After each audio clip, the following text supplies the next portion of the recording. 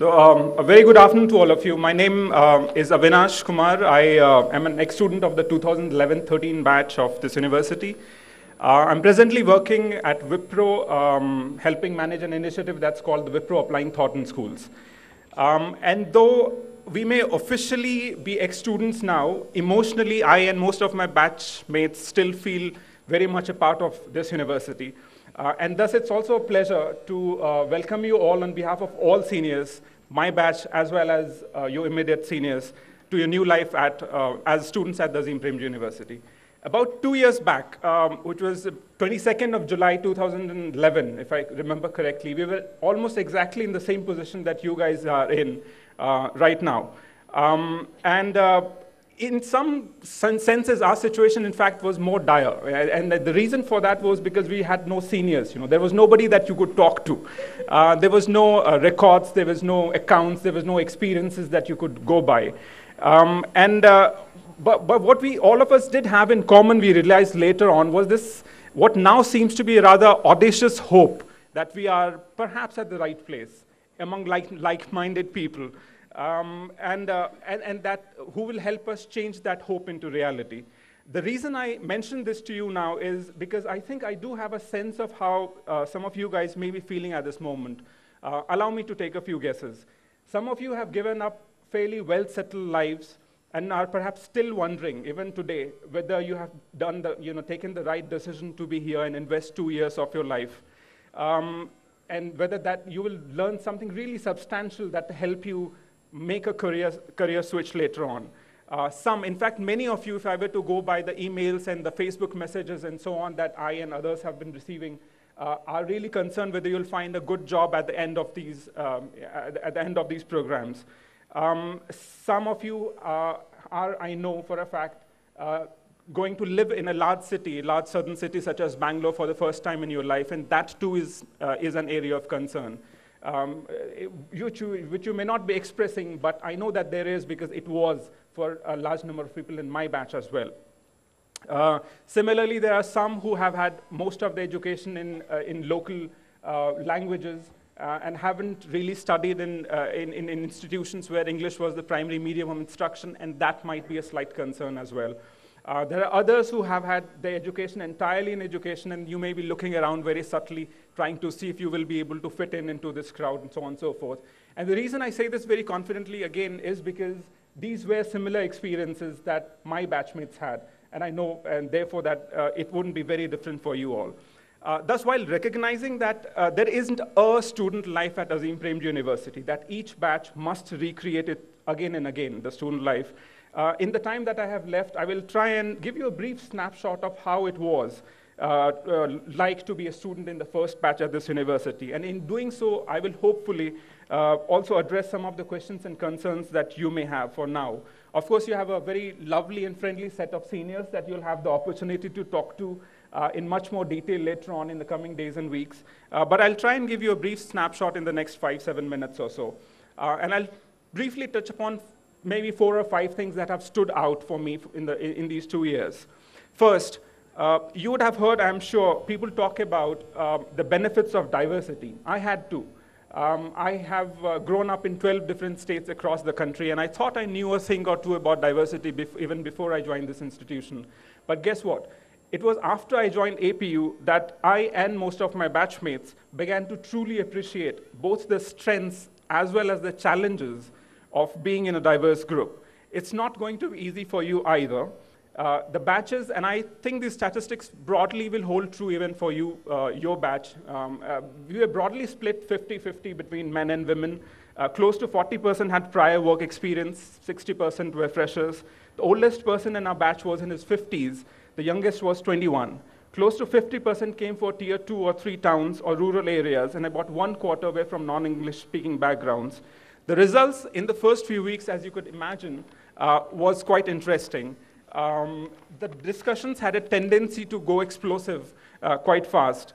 But then we started discovering each other. We realized that that shy person who hardly ever spoke in the class had worked for years with tribal population in maybe Madhya Pradesh or Chhattisgarh.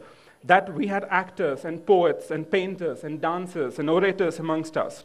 And that there was so much to learn just by sitting and listening to people and talking to them amongst ourselves. So one of the things that I'd really urge you to do over the next 2 years is to try and push yourselves outside your comfort zone. Try not to confine yourself to the known and the familiar, which is going to be the easy option out. So people who speak the same language, people who are from the same town, people who have graduated from the same institution, you will tend to go towards them. Try to resist that. Try something new, untested, unknown, be it in the courses that you opt for or the people you choose to become friends with. Reach out to people who may seem very different from you, and there will be plenty such people at APU that I can assure you about.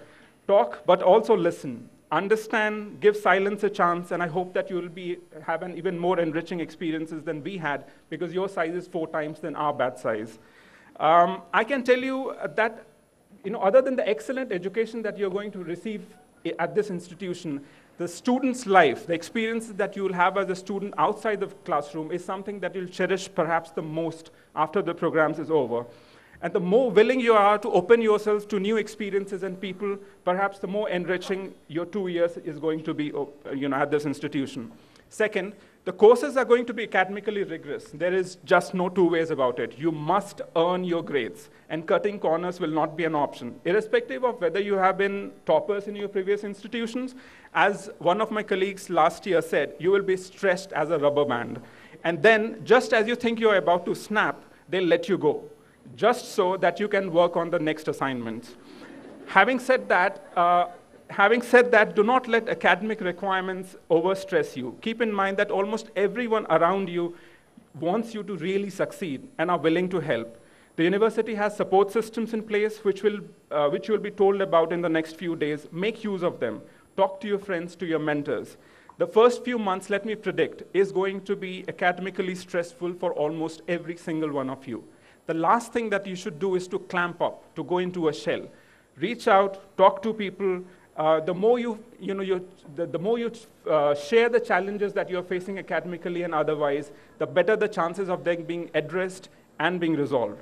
So take care of yourselves, but also look out for your would-be friends and classmates. A word of encouragement here, a small support there can work wonders in the first few weeks when you're still trying to find your feet at this institution.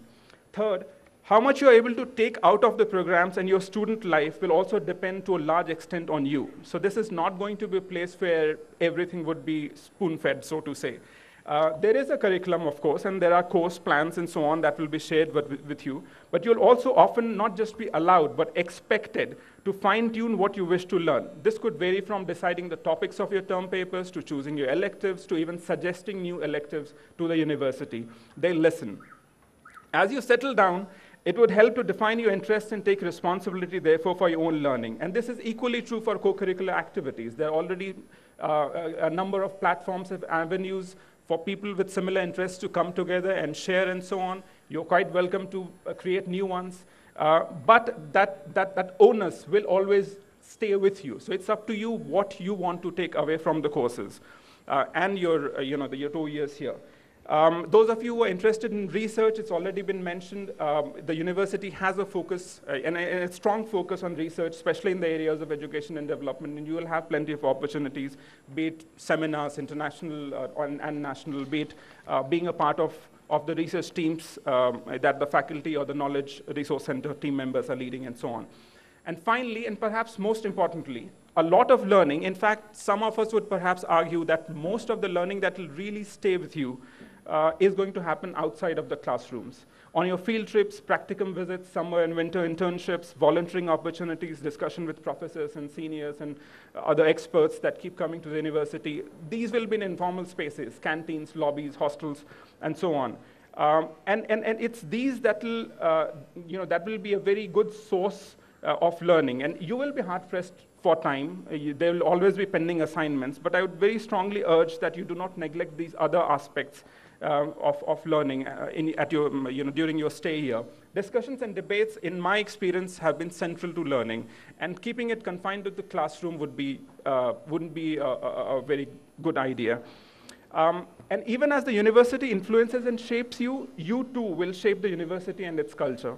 Not everything can be mandated, as you'd understand. One of the things we soon realized after we joined this university was, being the first batch, almost everything we did could potentially be precedent-setting. This was quite exciting, but at the same time, it was also daunting. Many of the things we started, these could be small little things like practices such as the involvement of everyone, including the housekeeping staff in the university celebrations, to the students' clubs and so on, continue to live on. And I think some of them will perhaps live on for much longer. But the point that I'm trying to make here is that it is still a relatively young institution, and yours is the biggest batch by a wide margin. So it also puts that additional responsibility on you for what you do and how you contribute to shaping the student environment and culture, whether that's personifying APU's vision and helping create an inclusive and positive environment that celebrates equality and diversity, whether that's believing in and upholding freedom of speech and thought. These will continue to have an impact even after you have passed out.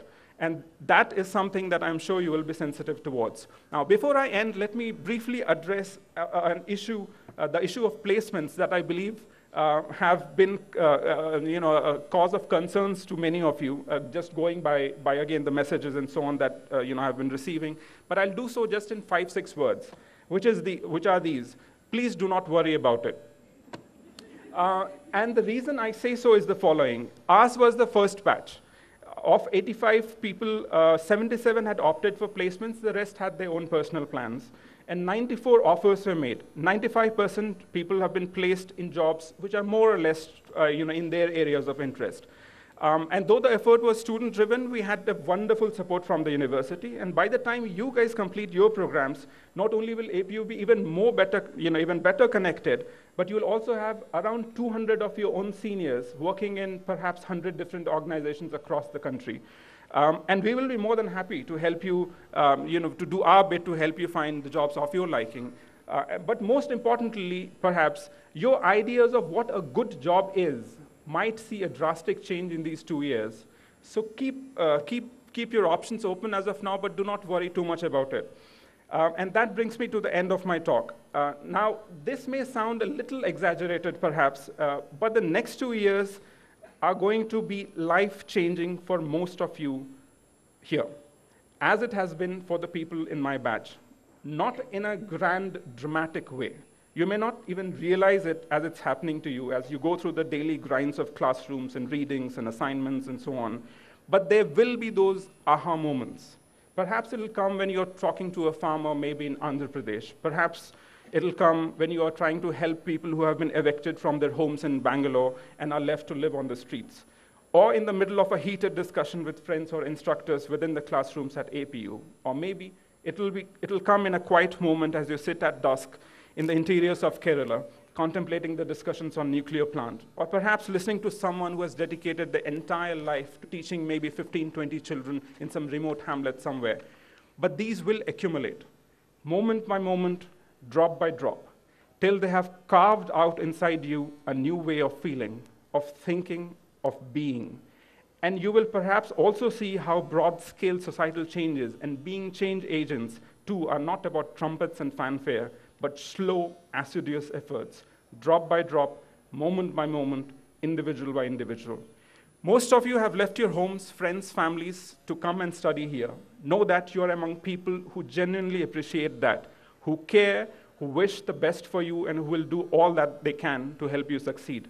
You begin your journey here with about 500 strangers, many of who will turn out to be lifelong friends. I wish you, on behalf of all your seniors, a wonderful journey of unlearning and learning at APU, of discovery about your own self and the societies that you live in, of finding your own path and friends who will accompany you on them. Thank you.